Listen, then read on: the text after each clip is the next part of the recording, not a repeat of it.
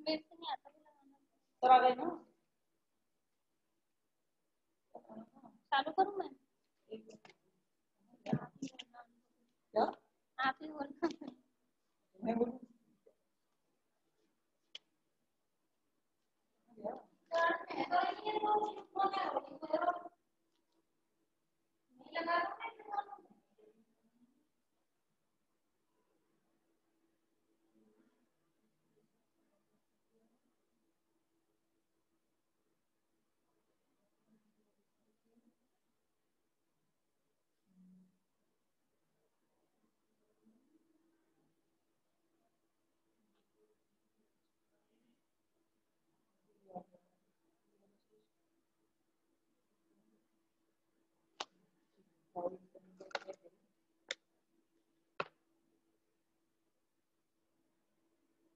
Start कर दीजिए।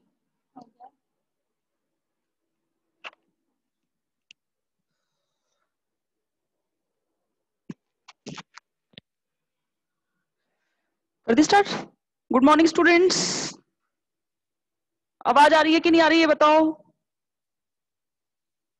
आवाज आ रही है या नहीं आ रही है?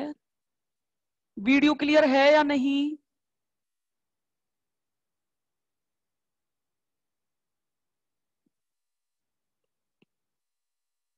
बताइए जल्दी।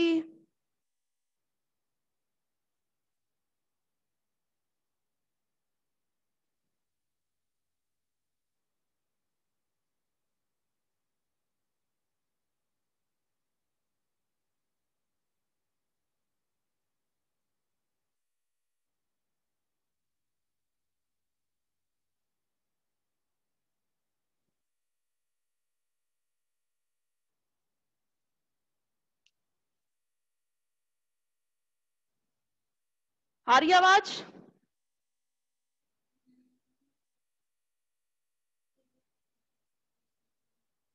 ओके, सभी ज्वाइन कर चुके हैं। सबसे पहले तो नगमा जो कल क्वेश्चन पूछ रही थी, देखा क्या? किसमें मिला? आपको मिला क्या है? नहीं ज्वाइन किया नहीं किया नगमा ने? मैं भूलती नहीं हूँ चीजों को। बताइए नगमा, आपने देखा? देखा आपने? मिल गया? बताओ कहाँ मिला? बताइए कहाँ मिला?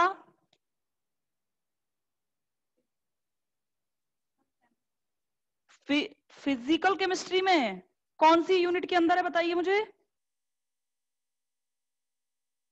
कौन सी यूनिट में है बच्चे?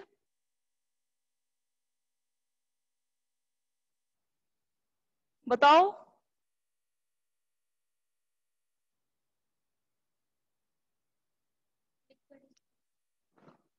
लिक्विड? लिक्विड स्टेट में है? पता नहीं मुझे, मैंने नहीं पढ़ा है। लिक्विड स्टेट में ऐसा कुछ है या नहीं है? मेरे पास अभी फर्स्ट ईयर की बुक भी नहीं है, मैंने देखा नहीं है। मुझे नहीं मिला। मुझे ये जड़त्व आघूर्ण मैंने देखा, थोड़ा बहुत सर्च किया मैंने कि कहीं मैंने ये कभी शायद मेरे से छूट गया हो।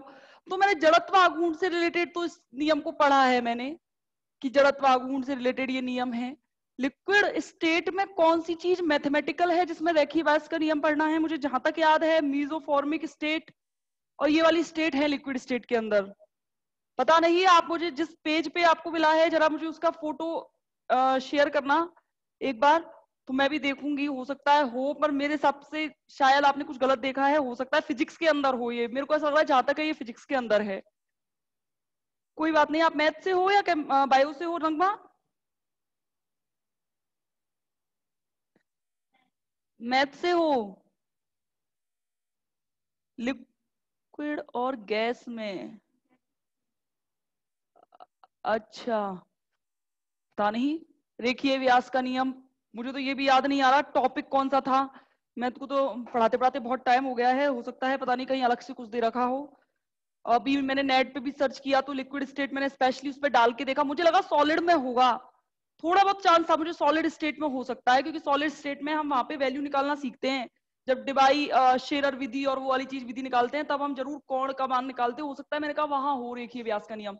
अगर होगा तो आई थिंक इसमें होगा ये वाला नियम जो होता था ना, डिवाई शेरर की विधि जो थी, पाउडर विधि जो थी, पाउडर मेथड, जिसमें हम एक पोलरोमीटर लेते हैं उसमें होगा मैंने सोचा था, पर उसमें भी नहीं मिला मुझे। तो कोई बात नहीं, मुझे नहीं पता है इसके बारे में, हो तो हो, पता नहीं। हाँ ठीक है नगवा, कोई बात नहीं, मुझे नहीं पता है, आप देख लेना। आपके हिसाब से मुझे मिला भी नहीं है। अगर आपको कभी मिल जाए, आपको मिल गया उसका फोटो, जरा जब तक मैडम पढ़ा रही हैं आप जरा अपना फोटो शेयर कर देना चैट में कि मैडम मैंने यहाँ पढ़ा है। देख तो लिया ही होगा बुक में, तो जरा शेयर करना कि कौन सी किताब के अंदर दे रखा है, क्या सीबीएच के अंदर है। ठीक है, चलिए आगे बात करें। आगे ना करके कल का जो टॉपिक था, ये कुछ लोगों को समझ में नहीं आया, बोले कि मैडम आप दोबारा कराना। यूट्यूब पे भी नहीं डल पाया, किन्हीं टेक्निकल प्रॉब्लम्स। अच्छा ठीक है, मैंने कल सोचा कि दोबारा करवा दूं, क्योंकि मुझे ऐसा लगता है जब तक बच्चों को समझ में ना आए अच्छा सा नहीं लगता। ठीक है, स्टार्टिंग कैसे की थी हमने इसकी? वास्तविक गैसों के समीकरण से कैसे करते हैं?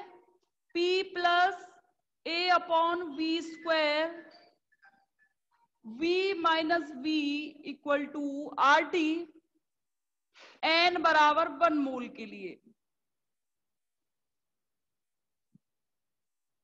ठीक है, यहां तक ओके। अब देखना मैंने क्या किया था, अगली इक्वेशन। अब एक एक स्टेप को ढंग से समझते चलना बच्चों, और मुझे बता देना कि कहाँ डाउट है, वो डाउट्स क्लियर कर लेंगे हम। एक बार जरा मुझे वो रेखीय व्यास का नियम, नगमा के अलावा कोई और मैथमेटिक्स का स्टूडेंट है जिसने पढ़ा हो, तो मुझे लगेगा कि मेरी ही गलती है। कोई है एक और स्टूडेंट ऐसा जो बता सकता है कि हाँ मैडम है? वॉइस नहीं आ रही?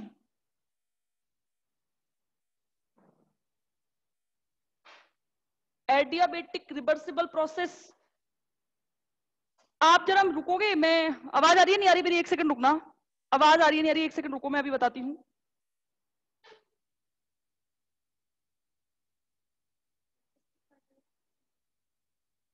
ठीक है, हाँ ये अंशु जो थी, इसने मुझसे, जो अंशु थी, इसने मुझे पूछा कि एडियाबेटिक रिवर्सिबल प्रोसेस में एक्सपेंशन वर्क कैसे निकालेंगे। तो अभी थोड़ा वेट करना, जब हम कार्नोट साइकिल पढ़ेंगे तब उसके अंदर, इसलिए मैंने वो छुड़वा दिया था, और आपके सिलेबस में है भी नहीं वो। ठीक है ना? तो अभी अभी सेकंड यूनिट की ओर जब चलेंगे तो उसमें सब कुछ आता है। रुद्धोष्म प्रक्रम में प्रसार कार्य क्या होगा, संपीड़न कार्य क्या होगा, कैसे कैलकुलेट किया जाएगा। थोड़ा वेट करना, क्योंकि अभी मैं जैसे कार्नोट साइकिल जब पढ़ेंगे वो पूरा एक डेरिवेशन है काफी लंबा, इस वजह से मैंने उसे छुड़वा दिया था। और आपके सिलेबस में भी नहीं है, ये ध्यान रखना। सिंपल बस दे रखा है वर्क एंड हीट, इसके अलावा और कुछ भी नहीं है। वो मैक्सिमम मैक्सिमम डेफिनेशन पूछता है, इससे ज्यादा कुछ नहीं पूछता है। पर फिर भी बच्चे चाहते हैं कि मैं बताऊं, तो थोड़ा वेट करना होगा, क्योंकि मैं इसमें टाइम वेस्ट नहीं कर सकती, मुझे कार्नोट साइकिल भी समझाना है। तो कार्नोट साइकिल में वहां हम आराम से सब आते हैं, वहां पे एडियाबेटिक आता है। एडियाबेटिक मींस रुद्धोष्म प्रक्रम हम पढ़ेंगे, रुद्धोष्म अवस्थाओं में, और कौन सी में, समतापी में, समायतनिक में, सब में आता है आराम से, कि कोई दिक्कत नहीं है। तो ध्यान से सुनना कि अभी हम पढ़ लेंगे, चिंता मत करो। प्रसार कार्य क्या होगा बता दूंगी मैं कार्नोट साइकिल के अंतर्गत। ये दोबारा बताना है या नहीं, मुझे ये बताओ कि ऐसा कोई स्टूडेंट है कि नहीं मैडम दोबारा मत बताओ, रहने दो।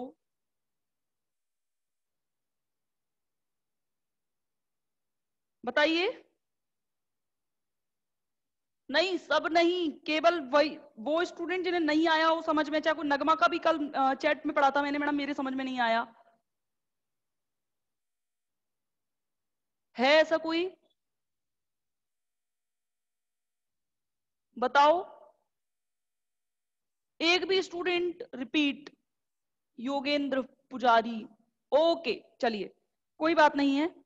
वो एक स्टूडेंट, कोई बात नहीं, थोड़ा टॉलरेट कर लेना, कोई टेंशन नहीं। नोट्स में दे रखा है, पर मैंने आपसे कल भी कहा था नोट्स में कंप्लीट नहीं है, वो कहा था ना मैंने, लास्ट की स्टेप आप नोट कर लीजिएगा। अब आपने नोट्स तो लिख ही लिए होंगे, तो एक पेज छोड़ा होगा, उस जगह लास्ट चल रहा था वो टॉपिक, तो उसके बाद का नोट कर लेना, कहां तक हो रहा है वो चीज देखते चलना। देखना, इनका आपस में मल्टीप्लाई कराएंगे, ये तो समीकरण पता है कि एक बार हाँ या ना में फटाफट हाँ या ना में जवाब देते चलना। अगर नहीं आया हो समझ में तो दोबारा रिपीट करेंगे। सर का फोन आ रहा है, मना करेंगे, मत करो। हाँ हेलो। हाँ सर। अच्छा यूट्यूब पे वो वाला चीज, वो वाली, तो अब नहीं करो रिपीट इसे? ओके सर, यूट्यूब पे पहुंचे।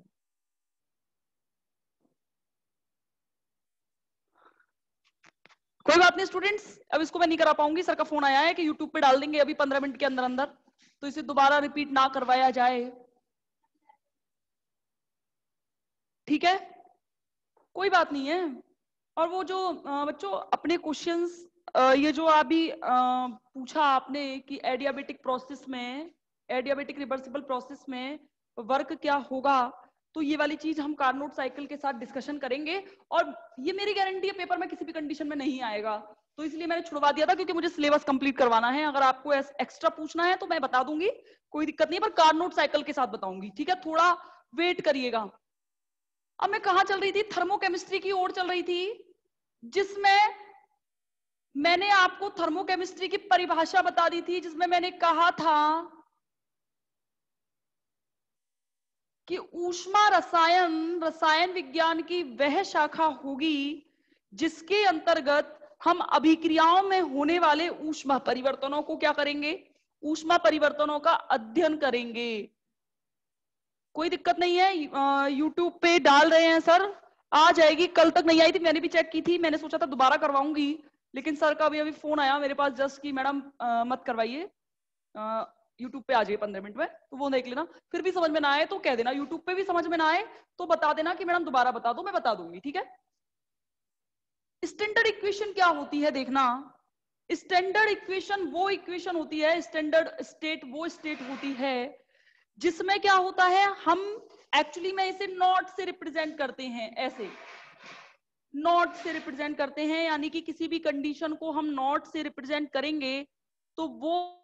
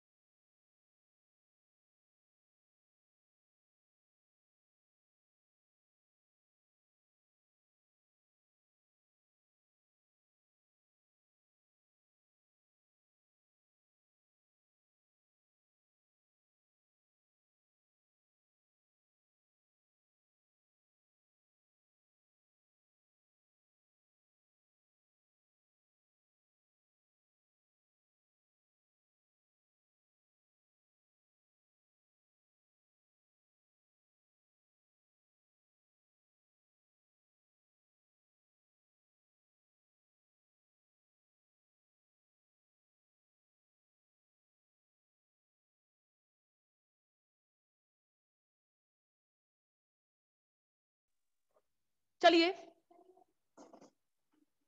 मानक अवस्थाएं कौन सी कहलाएंगी, पहले तो ये ध्यान से समझना। मैंने आपको कल कहा था कि मानक अवस्थाओं को रिप्रेजेंट हम कैसे करेंगे, इसके बारे में हम बाद में डिस्कशन करेंगे। अब देखना मेरी बात ढंग से। एक्चुअली में जब मैं बात करूंगी मानक अवस्था के बारे में, तो मुझे मेन तो एक तो बात करनी है प्रेशर के बारे में, दाब, और एक बात करनी है टेम्परेचर के बारे में, ठीक? मैंने क्या कहा, आप लोग अच्छे से जानते हैं, अगर प्रेशर 1 atm हो और टेम्परेचर को 25 डिग्री सेल्सियस रखा जाए, तो ऐसी अवस्थाएं हमेशा मानक अवस्थाओं के नाम से जानी जाती हैं। किसके नाम से? मानक अवस्थाओं के नाम से। अगर मैं कोई अभिक्रिया की बात करूं, तो किसी रिएक्शन के अंतर्गत अगर मैं ऐसी कंडीशन इंड्यूस कर दूं जिसमें 1 atm प्रेशर रख दूं मैं और 25 डिग्री सेल्सियस टेम्परेचर रखा जाए, तो मैं क्या कह सकती हूं कि उसे मानक अवस्था कह दिया जाता है। ये पहले यूज होती थी चीजें, ये पहले यूज होती थी, लेकिन आजकल वर्तमान में इन द प्रेजेंट प्रेशर को बच्चों एक बार दाब लिया गया है, एक बार, और टेम्परेचर को 298.5 केल्विन, केल्विन में इसी को चेंज किया है। केल्विन में कैसे चेंज करते हैं, इसमें मैडम 273 जोड़ दो, जैसे 273 जोड़ोगे तो कितना हो जाएगा, 298, लेकिन अभी वर्तमान में 298.5 केल्विन टेम्परेचर होगा तो उसे हम मानक अवस्था कह देते हैं। और किसी भी स्टैंडर्ड इक्वेशन को लिखने के लिए हम नॉट का प्रयोग करते हैं। जैसे अगर मैं कहूं कि कोई अभिक्रिया में इतनी एंथैल्पी चेंज हुआ है, अगर उसके ऊपर ये 0 जैसा पॉइंट लगा होगा तो इसे आप कहोगे कि ये स्टैंडर्ड यानी कि ये मानक ऊर्जा है, मानक एंथैल्पी है। तो ध्यान रखना। और एक तो चीज ये है कि प्रेशर और टेम्परेचर इतने रखे जाएंगे, और दूसरी चीज पता है क्या है? सेकंड चीज ये है कि प्रत्येक अभिकारक के नीचे उसकी स्टेट, सॉलिड है तो सॉलिड, गैसियस है तो गैसियस, लिक्विड है तो लिक्विड, इन सबको प्रदर्शित किया जाए, ऐसी अवस्थाएं मानक अवस्थाओं के नाम से जानी जाती हैं। जैसे जैसे कहा गया कार्बन और ऑक्सीजन, इन दोनों के मिश्रण से CO2 बनता है।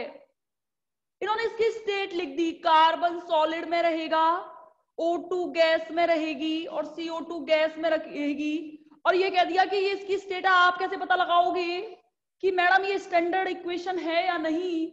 तो आप कहोगे बिल्कुल है। अगर आपने हर अभिक्रिया के अभिकारक के नीचे उसकी स्टेट प्रेजेंट कर दी, उसकी स्टेट्स को रिप्रेजेंट कर दिया है, तो आप डेफिनेटली कह सकती हो कि क्या है वो स्टैंडर्ड इक्वेशन है।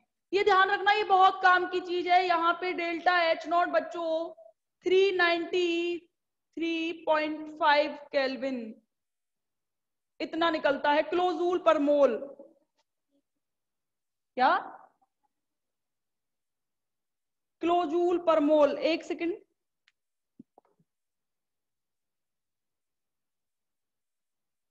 ये क्या है? P average equal to R0 minus A upon FAT।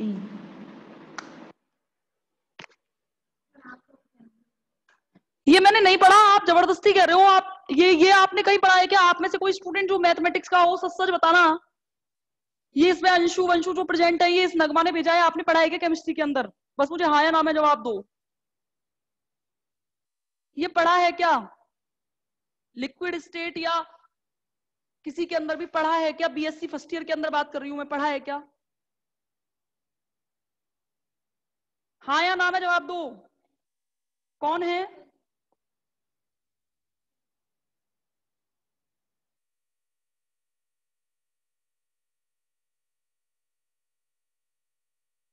ये जबरदस्ती की चैटबाजी है नगमा, ये गलत है, पता है।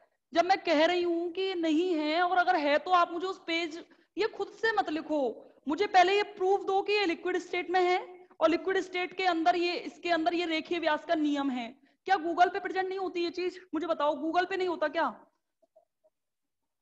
ऐसे मत करो, ऐसे थोड़ी ना होता है। मैंने डांट दिया तो इसका बदला ऐसे लोगी क्या कि बस कुछ भी पूछ रही हो? ये थोड़ी ना होता है, ठीक है ना? अब देखिएगा, मैंने क्या कहा? इतनी एनर्जी, इतनी एंथैल्पी निकली है, यानी कि अगर मैंने इसके नीचे इसकी स्टेट्स को रिप्रेजेंट कर दिया है, तो मेरा कहने का मतलब बच्चों क्या होगा कि इतनी एनर्जी बाहर निकली है या अवशोषित की गई है। ये क्या कहलाएगी? ये कहलाएगी आपकी कौन सी ऊर्जा? इसको हम अभिक्रिया ऊष्मा के नाम से भी जानते हैं, अभिक्रिया ऊष्मा के नाम से भी जानते हैं।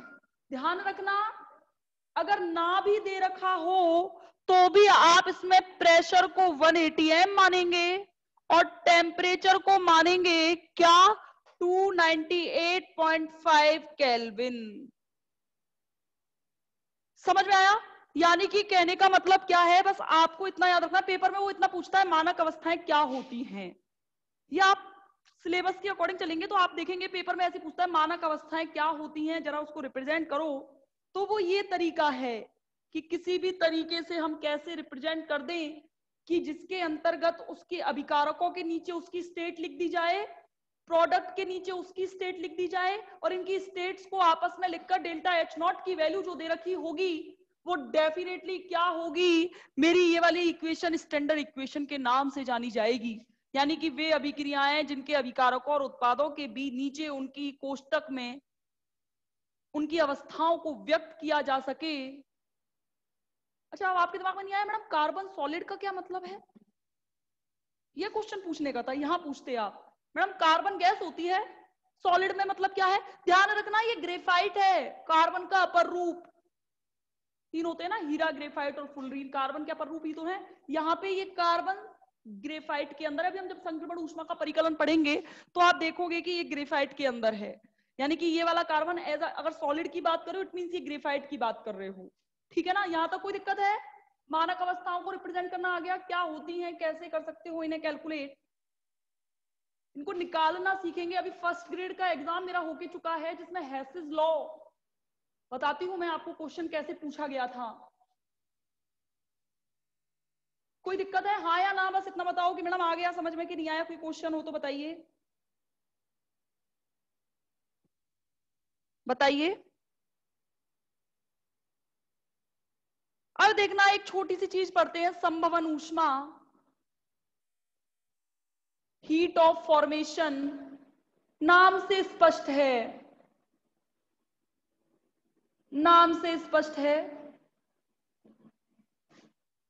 अगर मैं एक मोल तत्वों से मिलाकर, एक मोल अभिकारकों से मिलाकर अगर उत्पाद बनाऊं, एक मोल रिएक्टेंट से मिलाकर अगर मैं उत्पाद बनाऊं, तो इस एनर्जी में, इस अभिक्रिया में जो एनर्जी रिलीज होगी वो हीट ऑफ फॉर्मेशन के नाम से जानी जाएगी।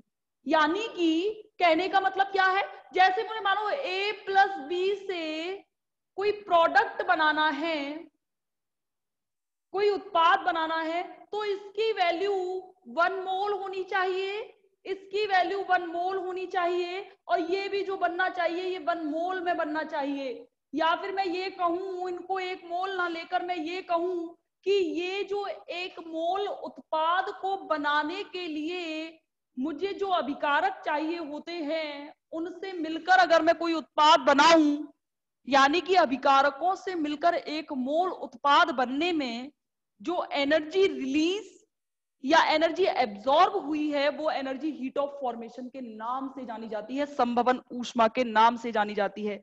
समझे? मतलब कहने का मतलब क्या है, मैंने अभिकारक ले लिए और उन अभिकारकों से 1 मोल उत्पाद का निर्माण करना है, 1 मोल उत्पाद का निर्माण करना है, तो डेफिनेटली वो ऊष्मा कौन सी ऊष्मा कहलाएगी? संभवन ऊष्मा कहलाएगी। कौन सी? संभवन ऊष्मा कहलाएगी। और अगर डेल्टा एच एंथैल्पी है तो एफ ये कहलाती है हीट ऑफ फॉर्मेशन, यानी कि इसको रिप्रेजेंट हम हमेशा कैसे करेंगे? डेल्टा एच एफ से। ये तो सिंपल सिंपल से इसके अंदर डेफिनेशंस थी कि परिभाषाएं क्या क्या हो सकती हैं। संभवन ऊष्मा ये लिखा हुआ है नोट्स के अंदर, सब कुछ आपके पास नोट्स पहुंच चुके हैं, सब कुछ लिखा हुआ है। अब देखना, आप चलते हैं, इसके 2 ही टॉपिक इंपॉर्टेंट है। एक तो हेस का नियम, ये बहुत ध्यान से समझना, बहुत सरल पड़ेगा, बहुत सिंपल है। हेस का नियम देखिए, हेस का नियम एक्चुअली बॉर्न-हेबर साइकिल पढ़ा है आप लोगों ने? बॉर्न-हेबर साइकिल पढ़ा है क्या? बॉर्न-हेबर चक्र पढ़ा है क्या? पढ़ा है हाँ या ना? कौन है? बॉर्न-हेबर साइकिल क्या कहता था? बॉर्न-हेबर साइकिल समझना, बॉर्न-हेबर साइकिल ये कहता था कि अगर मैं ए से बी बनाऊं, ये मेरा क्या है? रिएक्टेंट है, ये मेरा क्या है? प्रोडक्ट है। इन्होंने कहा कि मैं ए से बी बनाऊं तो मान लो एनर्जी जो है वो क्यू जो है, हीट जो है वो क्यू के फॉर्म में निकली है। अगर मैंने कहा कि ए से बी बन रहा है तो हीट किसके फॉर्म में निकली है? क्यू के फॉर्म में निकली है। इसने कहा ठीक है ए से बी आप डायरेक्ट बना के देख लो या इसे चक्रों में घुमाओ, यानी कि पहले सी बनाओ, डी बनाओ और फिर डी के बाद बी बनाओ, ऐसे ए से क्या बनाओ? एफ बनाओ और ई बनाओ और फिर बी बनाओ। कहने का मतलब क्या है कि मुझे जाना तो बी तक ही है, या तो मैं सीधे चले जाऊं या तो मैं सीधे चले जाऊं या ऐसे घुमा के जाऊं, तो ऐसे समय में इसमें ऊर्जा में परिवर्तन हमेशा शून्य होगा, यानी कि ये ऊष्मा संरक्षण के नियम का पालन करेंगे। ये बॉर्न-रेवर्स साइकिल का एज एप्लीकेशन ही है कि हेसिस लॉ के बारे में हम कैसे पढ़ते हैं। और ध्यान रखना ये इंपॉर्टेंट है, जिस बच्चे को यूनिट फर्स्ट का पहला पार्ट में कोई दिक्कत हो कि मेरे से नहीं हो रही है, टफ है, तो आप इस सेकंड चैप्टर के अंतर्गत एक तो हेस का नियम करके जाएंगे, एक उदासीनीकरण की ऊष्मा करके जाएंगे और एक किरचॉफ इक्वेशन करके जाएंगे। 3 question. Law of Laplace, Laplace कह रहे हो क्या? लॉ ऑफ लाप्लास कह रहे हो क्या? एक मिनट, मैं मेरे फोन में कनेक्ट करती हूँ, बार बार मुझे देखना पड़ रहा है। एक मिनट रुकना, मेरे फोन में कनेक्ट करूं मैं। मैडम पासवर्ड क्या है इसका?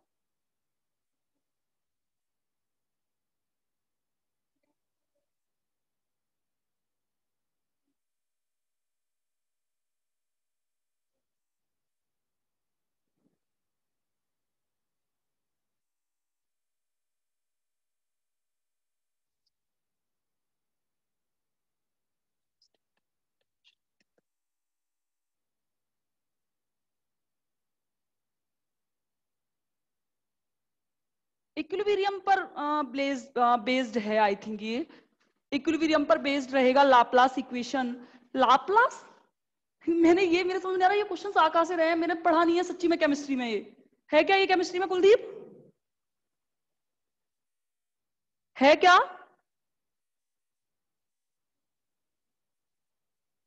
लॉ ऑफ लाप्लास है केमिस्ट्री के अंदर? कौन सी केमिस्ट्री के अंदर है?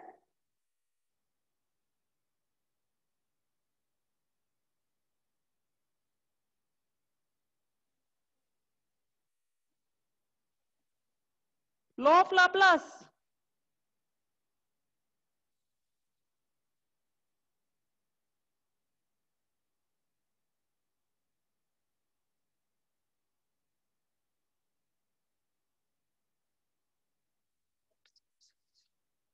एक मिनट कनेक्ट करनी, एक मिनट रुको, कनेक्ट करूं फिर करती हूँ आपके जवाब का।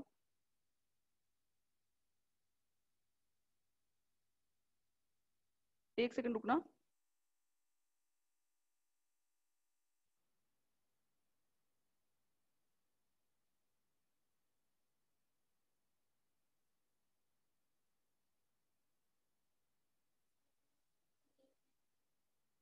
आई थिंक ये एनर्जी एक्सचेंज पर डिपेंडेंट है क्या कुलदीप? एनर्जी एक्सचेंज पर डिपेंडेंट है कि अगर हम इधर से इधर चलें तो ये एनर्जी जो है, ये मानो कुछ है, जैसे कुछ भी है, एनर्जी 2 किलो जूल पर मोल है, और अगर इसे अपोजिट डायरेक्शन में घुमा दें तो ये माइनस के 2 किलो जूल पर मोल हो जाएगी, यानी कि टोटल एनर्जी चेंज 0 रहेगा। क्या ये लाप्लास लॉ है? यही है, यही है। हाँ, तो ये तो फिर एक ऊर्जा संरक्षण का नियम है कि स्टार्टिंग में, यानी कि थर्मोडायनेमिक्स का फर्स्ट लॉ लाप्लास लॉ के नाम से जाना जाता है। फिर तो लाप्लास लॉ के नाम से जाना जाता है, यानी कि अगर मैं ये कहूं कि मैंने एक साइड, यानी कि मैंने अगर रिएक्टेंट से प्रोडक्ट बनाए हैं, तो अगर मेरी एनर्जी 2 किलो जूल खर्च हुई है, तो प्रोडक्ट से रिएक्टेंट बनाने में इसके अपोजिट एग्जैक्ट इक्वल माइनस के 2, यानी कि कोई एनर्जी का हाफ नहीं हुआ। जितनी एनर्जी मैं लेके चली उतनी मैंने वापस लौटा दी। तो ये सारी चीजें क्या है, तब एनर्जी एक्सचेंज जो रहेगा वो हमेशा क्या रहेगा, 0 रहेगा। और इसी को क्या कह देते हैं, लाप्लास लॉ। यानी कि ये थर्मोडायनेमिक्स का फर्स्ट लॉ ऑफ थर्मोडायनेमिक्स है। यानी कि मैं अगर कहूं कि एनर्जी कन्वर्जेशन कंजर्वेशन का लॉ है तो ये सही है। इसी को कहते हैं लाप्लास लॉ इन थर्मोडायनेमिक्स। यानी कि थर्मोडायनेमिक्स का फंडामेंटल जो टिका हुआ है ना, वो थर्मोडायनेमिक्स के फर्स्ट लॉ पे टिका हुआ है, और फर्स्ट लॉ को ही लाप्लास लॉ भी कहते हैं। अब कोई डाउट?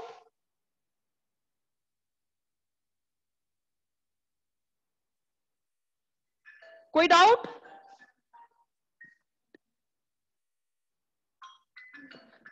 नहीं, कभी नहीं। कभी नहीं पूछी जाएगी लाप्लास लॉ के नाम से, केमिस्ट्री के अंदर तो नहीं पूछी जाएगी, ये मेरी गारंटी है। ठीक है ना, मुझे इतने साल हो गए पढ़ाते पढ़ाते, क्योंकि बुक के अंदर नहीं दिया हुआ है। अगर बुक के अंदर दिया हुआ होता तो डेफिनेटली पूछता वो पेपर में, इसलिए वो थर्मोडायनेमिक्स के फर्स्ट लॉ से पूछेगा। टेंशन मत लो कुलदीप, अगर वो अब तो मैंने बता दिया, फिर भी लाप्लास लॉ से वो नहीं पूछेगा, ठीक है, चिंता मत करो। और अगर ऐसा पेपर में कभी आया हो तो मुझे भी दिखाना, क्योंकि मेरे को भी हो गया बहुत टाइम देखते देखते पेपरों को, नहीं पूछा है, मैंने भी दिया था तब भी नहीं पूछा था, और उसके बाद भी कभी नहीं पूछा है, फिर भी कोई बात नहीं है। अब देखना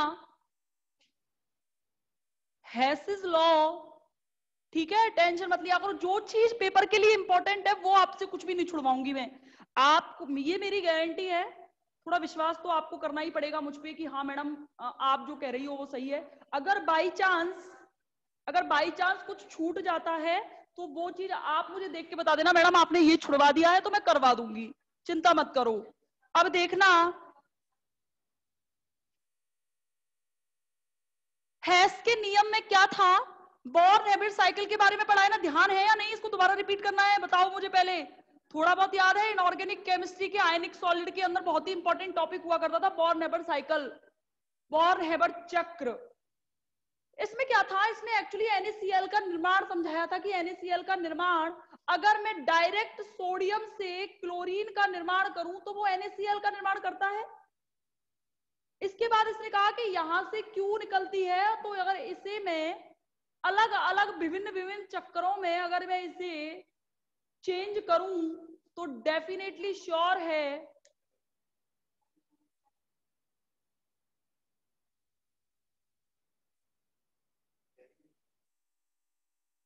ठीक है। तो इसके बाद क्या है कि ये वाली चीजें क्या है, बोर्न-हैबिट साइकिल के अंतर्गत मानी जाती है। हैस ने क्या कहा, ये हैस पर चलते हैं, ये तो पढ़ी हुई चीजें, हैस क्या कहता है, देखो डायग्राम से समझेंगे बहुत अच्छे से।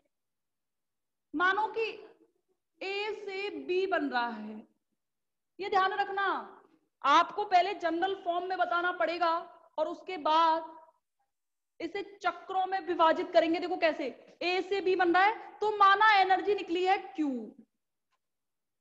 ठीक है। इसके बाद ए से अगर मैंने C बनाया तो माना एनर्जी निकली है ए ना मान के P मान लेते हैं, चलो ठीक। C से B बनाने में मेरी एनर्जी मानो निकली है कितनी, QP, जैसे S, ठीक। ए से, ध्यान समझना, ए से मैंने बनाया क्या, D, तो ये निकली मानो T। D से अगर मैंने बनाया E तो ये निकलो वाली U, और लास्ट में E से B कंडक्ट हो रहा है, मानो किसमें, ये माना मैंने V के फॉर्म में हो रहा है कन्वर्ट। तो हैस ने कहा कि एक चक्र में टोटल ऊर्जा इक्वल टू ये हीट ऑफ फॉर्मेशन जितनी है वो बराबर दूसरे चक्र में ऊर्जाओं का योग हमेशा क्या रहेगा, इक्वल रहेगा। ये कहलाया हैस का नियम। यानी कि चाहे आप इधर से जाओ चाहे आप इधर से जाओ, इनकी एनर्जी का टोटल इसके बराबर और इसकी एनर्जी का टोटल इसके बराबर होता है। यानी कि ये किसके नियम से कहलाया, हैस का नियम। इसीलिए इसे बोर्न-हैबिट साइकिल का एप्लीकेशन मानते हैं हैसेस लॉ को। इसलिए इंपॉर्टेंट भी होता है क्योंकि हम देखो काम वही कर रहे हैं, ध्यान समझना, मेरा काम है ए से बी तक पहुंचना, लेकिन अगर मैं और तरह तरह की एनर्जी को निकाल पाऊं उस नियम से, तरह तरह की एनर्जी को मैं कैलकुलेट कर पाऊं इस नियम से, तो ये ज्यादा इंपॉर्टेंट रहेगा हैस का नियम। जैसे देखो, इसको जनरल एग्जांपल समझे, जैसे मानो मैं कॉलेज के लिए निकली, ठीक है, ये मेरा घर है, यहां से मैं कॉलेज के लिए निकल रही हूं। अच्छा, रिकनेक्ट होके दोबारा कनेक्शन में आएंगे।